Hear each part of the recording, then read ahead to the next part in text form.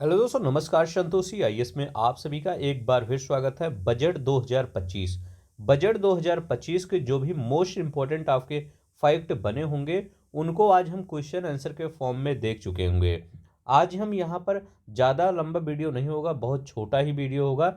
लेकिन इस वीडियो में आप जितने भी फैक्ट बजट से रिलेटेड अभी एक दो दिन में आए हुए हैं उनको याद कर लीजिए क्वेश्चन आंसर के फॉर्म में। सब कुछ बहुत ही अच्छे क्वेश्चन है। इन फैक्ट को याद कर लेंगे तो आपको कहीं ना कहीं यहाँ से आपके क्वेश्चन बन जाएंगे पेपर में। तो चलते हैं, ज़्यादा क्वेश्चन नहीं है, 30 से 35 क्वेश्चन है इस बजट में। लेकिन आपको सभी फैक्ट आराम से आपको याद हो जाएगा।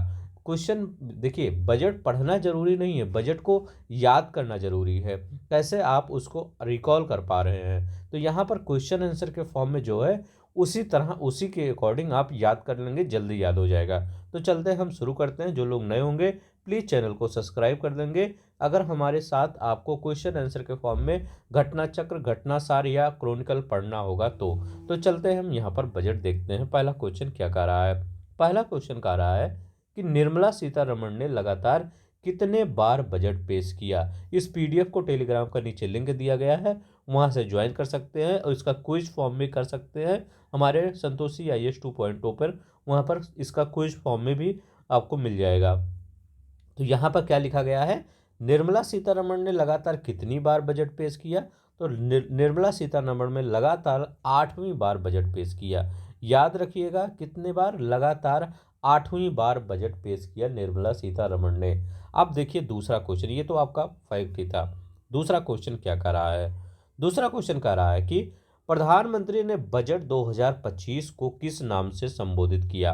करें, what name did the prime minister give the budget 2025? उन्होंने बजट को किस नाम से बुलाया? प्रधानमंत्री ने बुलाया जिस बजट से, तो क्योंकि उनको वो प्रधानमंत्री पीएम बुला रहे हैं तो उस बजट को याद रखना पड़ेगा किस नाम से उन्होंने संबोधित किया। तो उन्होंने किस नाम से संबोधित किया? ज्ञान बजट के नाम से। याद रखिएगा, उसका नाम प्रधानमंत्री ने क्या दिया? ज्ञान बजट। अब देखिए यहाँ पर तीसरा क्या कह रहा है? तीसरा कह रहा है बजट 2025 में कितने जिलों में पीएम धन धान्य कृषि योजना, याद रखेंगे, पीएम धन धान्य कृषि योजना को लागू करने पर ध्यान दिया गया? How many districts is the PM धन धान्य कृषि योजना being focus on the budget 2025? कितने जिलों में? तो ये कितने जिले होंगे? ये 100 जिलों होंगे। याद रखेंगे, 100 जिले। इसको आप किस फॉर्म में लीजिए? आप कुछ मतलब आप इसको टेस्ट के फॉर्म में ही लीजिए, ताकि आपको पता चले कि हमने बजट जो अभी पढ़ा है एक दो दिन में हमारा बजट कितना तैयार है। ठीक है, और इसका हम एक हैंड रिटन नोट्स भी बजट का अच्छे से क्रिएट करके आपको बता देंगे, उसकी टेंशन न लीजिए। पहले आप यहाँ पर इसको फैक्ट को याद कर लीजिए। यहाँ देखिए चौथा नंबर। हाँ, जो लोग नए होंगे, अगर मेरा इनिशिएटिव अच्छा लग रहा होगा प्लीज़ चैनल को सब्सक्राइब, वीडियो को लाइक जरूर करिएगा। कह रहे हैं बजट 2025 का लक्ष्य कितने वर्षों में 6 क्षेत्रों में परिवर्तनकारी सुधार लाना। देखिए कितने क्षेत्रों में परिवर्तनकारी सुधार लाया जाएगा, तो ये 6 क्षेत्रों में परिवर्तनकारी सुधार लाया जाएगा। और कितने वर्षों में ये परिवर्तनकारी सुधार लाया जाएगा? तो याद रखेंगे, ये 5 वर्षों में परिवर्तनकारी सुधार लाया जाएगा। तो यहाँ पर आपका आंसर आपका डी हो जाएगा। 5 वर्षों में 6 क्षेत्रों में परिवर्तनकारी सुधार लाया जाएगा। अब वो 6 क्षेत्र कौन है उसको एक बार हम यहाँ पर लिख देते हैं। वो 5 क्षेत्र कौन है? तो पहला कौन सा क्षेत्र है? कराधान। याद रख लेंगे, कराधान पहला क्षेत्र है। दूसरा अगर हम देखते हैं, दूसरा कौन सा क्षेत्र है? तो वो इलेक्ट्रिसिटी, विद्युत क्षेत्र है। याद रखेंगे, विद्युत क्षेत्र है। विद्युत क्षेत्र में परिवर्तनकारी सुधार लाया जाएगा। तीसरा कौन सा है? तो तीसरा आपका शहरी विकास है। मैं लिख देता हूँ, शहरी विकास, ये तीसरा क्षेत्र है। चौथा कौन सा क्षेत्र? 6 क्षेत्र है। चौथा क्षेत्र है आपका खनन। इसमें भी परिवर्तनकारी सुधार लाने की बात कर रहे हैं। चौथा हो गया। पांचवा कौन सा क्षेत्र है? वो वित्तीय क्षेत्र है। वित्तीय क्षेत्र में भी आपका परिवर्तनकारी सुधार आएगा। और छठवां कौन सा आपका है? वो विनियामक सुधार है। याद रखेंगे, विनियामक सुधार। इतने में आपका परिवर्तनकारी सुधार लाया जाएगा। कितने वर्षों में? 5 वर्षों में 6 क्षेत्रों में परिवर्तनकारी सुधार लाया जाएगा। बस इतना याद रखेंगे। याद रखेंगे, अब यहाँ पर पांचवा देखते हैं। यहाँ पांचवा बहुत ही अच्छा क्वेश्चन है। करें बजट 2025 में 4 शक्तिशाली इंजन कौन कौन से हैं। जैसे आप मोदी गवर्नमेंट मतलब या बीजेपी गवर्नमेंट कहते हैं डबल इंजन, बजट को भी इंजन बता दिए हैं, ठीक है। तो बजट में जो 4 इंजन है वो कौन कौन से ये 4 इंजन है। तो ये बजट में 4 इंजन कौन कौन से हैं। एग्रीकल्चर, एग्रीकल्चर है। दूसरा कौन कौन सा है, दूसरा कौन सा है, एमएसएमई है। तीसरा कौन कौन सा है, इन्वेस्टमेंट है। और चौथा कौन सा है, ये एक्सपोर्ट है। तो ये याद रखेंगे, ये जो आपके बजट के 4 इंजन कौन कौन से हैं। तो AMIE, ए माने एग्रीकल्चर, एम माने एमएसएमई, आई माने इन्वेस्टमेंट, ई माने एक्सपोर्ट। मतलब हमारे यहाँ जो भी सामान हो रहा है, हमारा टारगेट है कि हम ज़्यादा से ज़्यादा उस चीज़ को एक्सपोर्ट करें। जब तक हम बाहर एक्सपोर्ट नहीं करेंगे तब तक पैसा कहाँ से आएगा, पैसा थोड़ी यहाँ से आएगा। पैसा तो हमेशा बाहर से, जो भी पैसा, जब अच्छा पैसा आता है तो बाहर से ही आएगा, ठीक है। हमारा कोई भी सामान जो अगर अमेरिका में बिक रहा है, यूरोपियन कंट्री में बिक रहा है, तो हमको ज़्यादा बेनिफिट होगा। तो इसीलिए एक्सपोर्ट की बात कर रहे हैं। इन्वेस्टमेंट की मतलब वहाँ प्राइवेट जो कंपनियां हैं बाहर की, वो आकर इन्वेस्टमेंट करें। एमएसएमई की बात करते हैं, एग्रीकल्चर की बात करते हैं। तो ये याद रखिएगा, ए वाला आपका सही हो जाएगा। 4 इंजन याद रख लेंगे। अब यहाँ पर देखिए छठा का रहा है। करें बिहार के मखाना किसानों के लिए बजट 2025 का एक विशेष घोषणा की गई। देखिए आपने भी सुना होगा कि बिहार में मखाना बहुत ही प्रसिद्ध है, और बिहार में जो मखाना है उसको जीआई टैग भी दिया गया है। तो जो बिहार का मखाना है उसको जीआई टैग दिया गया है, उसके लिए एक मखाना बोर्ड गठित किया गया है। क्योंकि इससे पहले देखिए हर जगह जैसे कोई भी जो सामान ज़्यादा रहता, मतलब जो चीज़ें जहाँ पर ज़्यादा होती हैं, वो वहाँ पर एक बोर्ड गठित कर दिया गया था। तो यहाँ पर मखाना के लिए अभी तक कोई बोर्ड नहीं गठित किया गया था। ये जो बहुत अच्छा काम किया गया कि मखाना के लिए, किसानों के लिए कुछ सोचा गया। तो Bihar makhana farmer in budget announcement special made for क्या बनाया जाएगा, मखाना बोर्ड फॉर्मेशन किया जाएगा। ये बजट में याद रख लेंगे। सातवां क्वेश्चन क्या कह रहा है, सातवां क्वेश्चन कह रहा है बजट 2025 के अनुसार कपास उत्पादन के लिए कितने वर्षों का मिशन चलाया जाएगा। देखिए दो चीजें हैं, एक कपास है, एक दाल है। इन दोनों में आपको बहुत ही मतलब बहुत ही सरकार ने इन पर बजट में बहुत ही इसमें जोर दिया है कि कपास और दालों के उत्पादन में। तो कपास और दालों के उत्पादन में करें, कपास के उत्पादन में कितने वर्षों का मिशन चलाया जाएगा। तो कपास में याद रखेंगे 5 वर्षों का मिशन चलाया जाएगा। और दालों के उत्पादन में बजट में कितने वर्षों का मिशन चलाया जाएगा। तो दालों में याद रखेंगे 6 वर्षों का मिशन चलाया जाएगा। तो दाल जब आ जाए तो 6 वर्षों का मिशन चलाया जाएगा, लेकिन जब कपास आ जाए तो यहाँ पर 5 वर्षों का मिशन चलाया जाएगा। यहाँ पर एक चीज़ें और याद रखेंगे, यहाँ पर आप ये याद रखेंगे, जो दालों में कई दाल होते हैं। देखिए अरहर का आप दाल सुने होंगे, उड़द का दाल, मटर का, चने का, ये सब दाल सुने होंगे। लेकिन किन दालों पर ज़्यादा फोकस किया जाएगा ये याद रखेंगे। दालों पर तो हम तो बता दिए 6 हो गया, कपास पर हमने बता दिया 5 वर्षों का मिशन चलाया जाएगा। लेकिन दालों, वो दाल कौन कौन सी है, तो वो 3 दालें याद रखिएगा। इन्हीं 3 दालों पर ज़्यादा फोकस किया गया है। कौन सा दाल है आपका, तूर का दाल। ऐसी दाल है जो जलवायु परिवर्तन के लिए थोड़ा सा सही है। तूर दाल है, एक उड़द दाल है, याद रखेंगे उड़द दाल है। दूसरा तीसरा कौन सा दाल है, मसूर दाल है। इन तीनों दालों को याद रखेंगे। तूर दाल पूछ सकता है कौन कौन से प्रकार की दालों को ज़्यादा फोकस किया गया है। तूर दाल, उड़द दाल और मसूर। तूर लोग नहीं जानते हैं तो तूर एक दाल होता है, ये भी याद रख लेंगे। हो सकता है कई लोग ना जानते हों, लेकिन तूर एक प्रकार का दाल होता है, ठीक है। तो ये याद रखेंगे। चलते हैं 9वां क्वेश्चन देखते हैं। कह रहे हैं पूर्वी भारत में कौन सा प्लांट खोला जाएगा। देखिए पूर्वी भारत में हमारे यहाँ एक मतलब लगाया गया कि यहाँ पर एक प्लांट खोला जाएगा।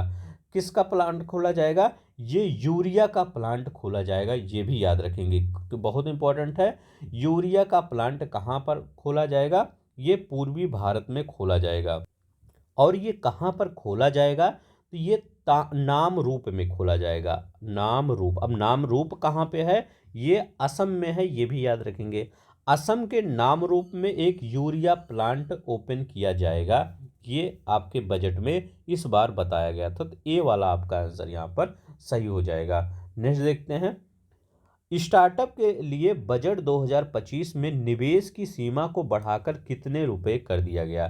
जैसे स्टार्टअप नहीं करते, जैसे आप भी कहते हैं कि अब हम स्टार्टअप करेंगे, तो स्टार्टअप जब करेंगे तो उसमें कह रहा है कि वो जो निवेश की सीमा है उसको बढ़ाकर कितना कर दिया गया है ये बताना है। तो निवेश की सीमा को बढ़ाकर कितना कर दिया गया है, 20 करोड़ रुपए कर दिया गया है। यहाँ पे याद रखेंगे कितना, 20 करोड़ रुपए निवेश की सीमा को बढ़ाकर कर दिया गया है। तो आपका 10वां वाला आपका आंसर, वो 10वीं का सी वाला आंसर आपका सही हो जाएगा। नेक्स्ट देखते हैं, यहाँ क्या करा, बिहार का कौन सा नया संस्थान स्थापित किया जाएगा। तो बिहार में कौन सा नया संस्थान स्थापित किया जाएगा, तो बिहार में कौन सा नया संस्थान स्थापित किया जाएगा, national technology and entrepreneurship institute स्थापित किया जाएगा बिहार में। तो बिहार के बारे में अभी हमने क्या पढ़ा, मखाना बोर्ड स्थापित किया जाएगा, लेकिन अभी ये नहीं बताया है गया कहाँ पर स्थापित, मखाना बोर्ड स्थापित किया जाएगा और national technology and entrepreneurship institute स्थापित किया जाएगा, ये याद रखेंगे। बजट 2025 में एमएसएमई के लिए ऋण सीमा को 5 करोड़ से बढ़ाकर कितना करोड़ कर दिया गया। देखिए क्या हुआ, एमएसएमई की जो ऋण सीमा है उसको बढ़ा दिया गया है, ये अब 5 करोड़ से कितना बढ़ा दिया गया है ये बताना है। तो 5 करोड़ से डायरेक्ट दोगुना कर दिया गया है, 10 करोड़ कर दिया गया है। बजट के लिए एमएसएमई के लिए ऋण सीमा 5 करोड़ से बढ़ाकर 10 करोड़ कर दिया गया है, ये याद रख लेंगे, ठीक है। लोन लिमिट एमएसएस में जो लोन लिया जाता है ना एमएस में, उसको 10 करोड़ कर दिया गया है। अब यहाँ पर देखिए 13 नंबर का क्वेश्चन, अगले 5 वर्षों में सरकार द्वारा कितनी अटल टिंकरिंग लैब जो होती है ना, कितनी खोली जाएगी, कितने अगले 5 वर्षों में कितनी अटल टिंकरिंग लैब खोली जाएंगी ये बताना है। तो अगले 5 वर्षों में कितनी अटल टिंकरिंग लैब खोली जाएगी, लगभग 50,000 अटल टिंकरिंग लैब खोली जाएंगी अगले 5 वर्षों में, ये याद रखेंगे। अब देखिए यहाँ पर, भारतीय भाषाओं में पुस्तकों को बढ़ावा देने के लिए कौन सी नई योजना शुरू की गई, ये बहुत इंपॉर्टेंट क्वेश्चन है। बताइए कौन सी नई योजना शुरू की गई है, भारतीय भाषाओं में पुस्तकों को बढ़ावा देने के लिए कौन सी योजना शुरू की गई है। तो ये कौन सी योजना शुरू की गई है, भारतीय भाषा पुस्तक योजना शुरू की गई है, ये याद रखेंगे। कौन सा योजना शुरू की गई है, भारतीय भाषा पुस्तक योजना शुरू की गई है, आपका सी वाला आंसर सही हो जाएगा। नेक्स्ट देखते हैं, यहाँ पर क्या कर रहा है, कह रहे हैं कि आईआईटी पटना के लिए बजट 2025 में क्या विशेष प्रावधान किया गया है। आईआईटी पटना के लिए तो यहाँ पर क्या विशेष प्रावधान किया गया है, तो यहाँ पर आपका आप जो फंडिंग होगा और हॉस्टल डेवलपमेंट, देखिए आप सोचेंगे कि सब बिहारी के लिए, देखिए आईआईटी पटना बिहार में छात्रावास की कमी थी। अभी देखिए इतनी बड़ी आईआईटी में छात्रावास की अगर कमी होगी तो कैसा होगा, तो यहाँ पर उन्हीं को डेवलप करने के लिए छात्रावास के लिए हॉस्टल डेवलपमेंट किया जाएगा, फंडिंग दिया जाएगा, बस आईआईटी पटना के लिए बजट में 2025 के। कितने आईआईटी को शिक्षा को और बेहतर बनाने के लिए सुधार किए जाएंगे, कितने आईआईटी में शिक्षा को बेहतर बनाने के लिए, तो कितने आईआईटी में, 5 आईआईटी में शिक्षा को बेहतर बनाने के लिए सुधार किए जाएंगे। अब देखिए शिक्षा को बेहतर बनाने के लिए सुधार तो किए जाएंगे, सीटें भी बढ़ा दी गई हैं। यहाँ लिखा गया है आईआईटी में बजट 2025, याद रखें 2025 के अनुसार कितनी नई सीटें जोड़ी जाएंगी, तो कितनी नई सीटें जोड़ी जाएंगी ये याद रखना बताना है। तो कितनी नई सीटें जोड़ी जाएंगी, तो 6500 नई सीटें जोड़ी जाएंगी, याद रखेंगे कितनी, 6500 नई सीटें आपकी जोड़ी जाएंगी। नेक्स्ट देखते हैं, यहाँ पर कह रहे हैं बजट 2025 के अनुसार लेदर स्कीम के तहत कितने रोजगार सृजित किए जाएंगे। जो लेदर स्कीम है उसके तहत कितने स्कीम सृजित, मतलब कितने रोजगार सृजित किए जाएंगे ये, तो कितने रोजगार, 22 लाख रोजगार सृजित किए जाएंगे, कितने, लेदर स्कीम के तहत अंतर्गत, मतलब how many jobs will be created under the leather scheme as per budget 2025, तो 22 लाख आपके रोजगार सृजित किए जाएंगे। अब यहाँ पर 19 नंबर का क्वेश्चन देखते हैं, करें अगले 5 वर्षों में मेडिकल कॉलेजों में कितनी सीटें बढ़ाई जाएंगी। तो अगले 5 वर्षों में मेडिकल कॉलेजों में कितनी सीटें बढ़ाई जाएंगी, तो अगले 5 वर्षों में देखिए आईआईटी में कितनी सीटें, हर एक आपका जो फैक्ट है, जो नंबर से रिलेटेड फैक्ट है, उसको याद रखिएगा। यहाँ पर लिखा गया है आईआईटी में बजट 2025 में कुल कितनी सीटें, तो 6500 सीटें बढ़ाई जाएंगी। लेकिन अगर मैंने कहा कि अगर आप ये बताइए कि मेडिकल कॉलेजों में कितनी सीटें बढ़ाई जाएंगी, तो मेडिकल कॉलेजों में 75,000 सीटें बढ़ाई जाएंगी। देखिए मेडिकल कॉलेजों में बहुत ज़्यादा सीटें बढ़ाई जाएंगी, क्योंकि क्या कोरोना आया था अभी, आपको पता होगा डॉक्टर्स की कितनी कमी हो रही थी। तो डॉक्टर्स की कमी को पूरा करने के लिए सीटें बढ़ाई जाएंगी। ठीक है, अगर बिल्डिंग नहीं बनेगी तो चल जाएगा। ठीक है, आपका कहीं पर इंफ्रास्ट्रक्चर नहीं बनेगा, तो इंफ्रास्ट्रक्चर नहीं बनेगा तो वो कोई बहुत ज़्यादा रिक्वायरमेंट नहीं है, वो चल जाएगा। लेकिन हेल्थ सबसे ज़्यादा वो इम्पोर्टेंट होता है, तो इसके लिए याद रखेंगे ज़्यादा सीटें बढ़ाई जाएंगी। तो 75,000 सीटें बढ़ाई जाएंगी। अब देखिए यहाँ क्या कर रहा है, आर्टिफिशियल इंटेलिजेंस एआई के क्षेत्र में सुधार के लिए एआई एक्सीलेंस सेंटर खोले जाएंगे। तो कितने एआई एक्सीलेंट सेंटर खोले जाएंगे, AI excellent centre will be stabilise for AI development, तो कितने खोले जाएंगे ये बताना है। तो कितने, तो याद रखिएगा 3 एआई एक्सीलेंट सेंटर खोले जाएंगे। कितने, 3 एआई एक्सीलेंट सेंटर खोले जाएंगे। अब देखिए यहाँ पर एआई शिक्षा के लिए बजट 2025 में कितनी धनराशि आवंटित की गई है। सरकार को भी लगा कि एआई को हमको इग्नोर नहीं करना चाहिए। सरकार ने यहाँ पर बजट बता दिया गया है 500 करोड़, जो कि आपका बहुत ही कम है। एआई शिक्षा के लिए सिर्फ 500 करोड़ बजट बताया गया है, तो याद रखेंगे कितना, 500 करोड़। अब यहाँ पर देखिए डिलीवरी पर्सन के लिए कौन सा एक नया लाभ बजट 2025 प्रस्तावित किया गया। देखिए जो डिलीवरी पर्सन के लिए होता है कौन सा एक बजट, तो डिलीवरी पर्सन के लिए हेल्थ इंश्योरेंस को प्रस्तावित किया गया। ठीक है, तो ये याद रखेंगे, हेल्थ इंश्योरेंस डिलीवरी पर्सन के, जैसे आपके यहाँ डिलीवरी फ्लिपकार्ट, अमेजन ये आता है, जोमेटो आता है, स्विगी आता है, इन सब को लिए हेल्थ इंश्योरेंस बनाया गया। अब देखिए यहाँ जल जीवन मिशन को कब तक बढ़ाने के लिए घोषणा की गई। इस पीडीएफ को डाउनलोड कर लीजिएगा, क्योंकि इस पीडीएफ के तहत आप बार बार रिवीजन कर सकते हैं, या आप संतोषी IAS 2.0 एक चैनल है, वहाँ पर इसका क्विज के फॉर्म में कर लीजिए। यहाँ पर आप मुझसे पढ़ लीजिए, वहाँ क्विज के फॉर्म में कर लीजिए, आपका पूरी तरह से बजट तैयार हो जाएगा। जल जीवन मिशन को कब तक, देखिए सिंपल होता है, सिर्फ लोग बता देते हैं इकोनॉमिक्स का पोर्शन है, थोड़ा सा टफ होगा, कुछ टफ नहीं होता, उसको पढ़ने का आपका तरीका चाहिए। तो जल जीवन मिशन को कब तक के लिए बढ़ाने की घोषणा की गई है, तो ये जल जीवन मिशन को 2028 तक के बढ़ाने की घोषणा की गई है। तो याद रखेंगे अब 2028 तक बढ़ा दिया जाएगा जल जीवन मिशन को। नेक्स्ट देखते हैं ये यहाँ क्या कह रहा है, कह रहा है बजट 2025 के अनुसार बिहार में कौन सा एक नया बुनियादी ढांचा विकसित किया जाएगा, ये बताना है। तो कौन सा एक बुनियादी ढांचा विकसित किया जाएगा, तो यहाँ पर ग्रीन फील्ड एयरपोर्ट विकसित किया जाएगा। मतलब बिहार में अभी तक ग्रीन फील्ड एयरपोर्ट नहीं है, तो वहाँ पर ग्रीन फील्ड एयरपोर्ट विकसित किया जाएगा। बी वाला आपका आंसर सही हो जाएगा। अब देखिए परमाणु पर भी बात किया गया है कि बजट 2025 में परमाणु ऊर्जा मिशन के लिए कितनी धनराशि आवंटित की गई है। तो परमाणु ऊर्जा मिशन के लिए कितनी धनराशि आवंटित की गई है, तो याद रखेंगे 20,000 करोड़ रुपए, 20,000 करोड़ लिखा गया, हाँ, तो 20,000 करोड़ रुपए ये धनराशि आवंटित की गई है, याद रखेंगे। ठीक है, यहाँ पर 2028 पढ़े थे ना, हाँ, ये क्वेश्चन इंपॉर्टेंट है इसलिए बता दे रहा हूँ, क्योंकि ये क्वेश्चन याद रखिएगा, जल जीवन मिशन कब तक बढ़ाने की घोषणा की गई है, 2028 तक, आप याद रखेंगे। और यहाँ पर 26 नंबर का करें, उड़ान स्कीम के तहत कितनी नई जगहों को जोड़ा जाएगा। जो उड़ान स्कीम चलती है उसको कितनी और नई जगहों को जोड़ा जाएगा, तो 120 और नई जगहों को जोड़ा जाएगा, ये याद रखेंगे। कितना, 120 और नई जगहों को जोड़ा जाएगा। अब यहाँ पर देखिए बजट 2025 में कितने पर्यटक स्थलों को विकास की योजना बनाई गई है। तो पर्यटक स्थलों को भी विकास, क्योंकि वहाँ से भी सरकार को टैक्स मिलता है, वहाँ से भी लोगों को रोजगार मिलता है।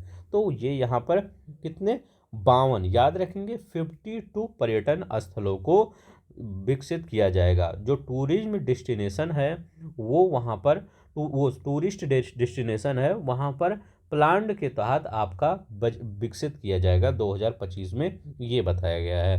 करें पीएम रिसर्च फेलोशिप योजना के तहत कितनी फेलोशिप प्रदान की जाएगी। देखिए, पढ़ना बहुत बड़ी बात नहीं है, उस पढ़ाई को आप इम्प्लीमेंट करिए, ये बहुत बड़ी बात होती है। पढ़ी तो सब डॉक्टर बन जाते हैं, सब इंजीनियर बन जाते हैं, सब बहुत बहुत सी नौकरियां कर लेते हैं, ठीक है। बट क्या होता है, अगर आप रिसर्च करते हैं तो वो देश का विकास होता है, ठीक है। अगर आप रिसर्च नहीं करते हैं तो खुद का विकास होता है, ठीक है। तो याद रखेंगे, अगर आप रिसर्च कर रहे हैं तो वहाँ पर सरकार ने इसके लिए भी पीएम रिसर्च फेलोशिप स्कीम भी शुरू किया गया है। तो सरकार ने कहा है पीएम रिसर्च फेलोशिप के तहत कितनी धनराशि प्रदान की जाएगी, तो 10,000 रुपये धनराशि प्रदान की जाएगी। कितनी? 10,000 रुपये। सी वाला आंसर सही हो जाएगा। जैव विविधता भी मतलब इन्वायरमेंट को भी ध्यान में रखा गया है। जैव विविधता को संरक्षित करने के लिए कौन सी नई योजना शुरू की जाएगी, तो जैव विविधता को संरक्षित करने के लिए राष्ट्रीय जैव विविधता मिशन शुरू किया जाएगा। कौन सा? राष्ट्रीय जैव विविधता मिशन शुरू किया जाएगा। 30 नंबर का क्वेश्चन देखते हैं। देखिए, जीन बैंक की भी स्थापना किया जाएगा। जैसे बहुत सी एग्रीकल्चर प्रोडक्ट होते हैं, वैसे भी प्रोडक्ट होते हैं जिनको वो रखना पड़ता है, तो वो उसके लिए जीन बैंक की स्थापना का उद्देश्य किया जाएगा। तो वो मतलब यहाँ पर इसका उद्देश्य क्या होगा, तो to preserve agriculture and medicinal plant genes, याद रखेंगे। तो ये कौन सा आपका हो जाएगा, बी वाला आपका आंसर सही हो जाएगा। इतना याद रख लीजिए, जीन बैंक की भी स्थापना का उद्देश्य रखा गया है बजट 2025 में। अब देखिए, बजट 2025 में के अनुसार कैंसर की कितनी ग्रेवेज सस्ती की जाए, मतलब दवाएं, यहाँ ग्रेवे नहीं, दवाएं होगा। कितनी दवाएं सस्ती की जाएगी। How many type of cancer treatment will be become affordable according to budget 2025, ठीक है। 24 लिख दिया गया, 25। तो यहाँ पर कितनी दवाएं सस्ती की जाएगी, तो ये 36 प्रकार की दवाएं जो होगी उनको सस्ती की जाएगी, ये याद रखेंगे। अब देखिए, कह रहे हैं बीमा के क्षेत्र में कितने परसेंट एफडीआई को मंजूरी, फॉरेन डायरेक्ट इन्वेस्टमेंट। कह रहे हैं जैसे क्या होता है, हर चीज़ में आप फॉरेन डायरेक्ट इन्वेस्टमेंट नहीं ला सकते, लेकिन आप किसी ऐसे क्षेत्र में ला सकते हैं। जैसे आपका आप कह सकते हैं कि रक्षा के क्षेत्र में डायरेक्ट नहीं ला सकते हैं, या अंतरिक्ष के क्षेत्र में, लेकिन आप एफडीआई के क्षेत्र में क्या कर सकते हैं, यहाँ पर 100%, याद रखेंगे। बीमा के क्षेत्र में कितनी एफडीआई को मंजूरी दी गई है, 100% एफडीआई को मंजूरी दे दी गई है। जो सुरक्षा से रिलेटेड चीज़ें होती हैं वहाँ पर थोड़ा सा कम रहता है ना फॉरेन डायरेक्ट इन्वेस्टमेंट, लेकिन यहाँ पर बीमा के क्षेत्र में यहाँ पर आप 100% एफडीआई को मंजूरी दी गई है, ये याद रखेंगे। 33 नंबर, बजट 2025 में कौन से इलेक्ट्रॉनिक्स उत्पाद सस्ते होंगे। अब देखिए, अभी आपके लिए ये क्वेश्चन है, तो कौन कौन से इलेक्ट्रॉनिक्स उत्पाद सस्ते होंगे, तो ये एलसीडी टीवी, एलईडी टीवी, मतलब टीवी ही बोल देना चाहिए था कि टीवी सस्ते होंगे। मोबाइल बैटरीज सस्ती होंगी, तो बी, ठीक है। तो बी वाला। अब देखिए, क्यों इसको सस्ता कर दिया गया, ठीक है, क्योंकि अब टीवी कोई नहीं देखता है, सब लोग क्या देखते हैं, मोबाइल देखते हैं। मोबाइल, आपके घर में टीवी पड़ी होगी, पहले के कंपेयर में अब कम चलता होगा, ठीक है। आप देखे होंगे, फील किए होंगे। अब लोग खरीद नहीं रहे हैं तो सस्ता होगा ही। लेदर के बने किस प्रकार के सामान सस्ते होंगे, तो लेदर के बने किस प्रकार से सामान सस्ते होंगे, तो वो शूज होगा, वेलेट होगा, लेदर जैकेट होगा, मतलब ये जो लेदर से सामान बन रहे हैं इनका आप ये सस्ते हो जाएंगे। तो ये याद रखेंगे, शूज, वेलेट और ये लेदर जैकेट, ठीक है। तो ये सब आपके सस्ते होंगे। बस इतना ही क्वेश्चन आपके था। आई होप इस क्वेश्चन को के थ्रू आपको क्या हो जाएगा, याद हो रहा होगा, ठीक है। तो ये इतना क्वेश्चन अगर आप याद कर लेते हैं तो लगभग आपका जो फैक्ट वाला पोर्शन है वो लगभग आपका सही हो जाएगा, ठीक है। एक दो वीडियो अभी हम और लाएंगे बजट पर, ताकि आपको आराम से हर चीज़ें आपको समझ में आ जाए। मैं एक हैंड रिटन नोट्स भी प्रोवाइड कर दूंगा बजट पर, ठीक है। तो आज के लिए बस इतना ही। अगर आपको अच्छा लगेगा, इस पीडीएफ को डाउनलोड करना होगा तो नीचे लिंक दिया गया है, आप डाउनलोड कर लीजिएगा। संतोषी आयुष 2.0 पर आप जाकर इसका क्विज कर लीजिएगा, ताकि आपको पूरी तरह से तैयार हो जाए। जय हिंद, जय भारत।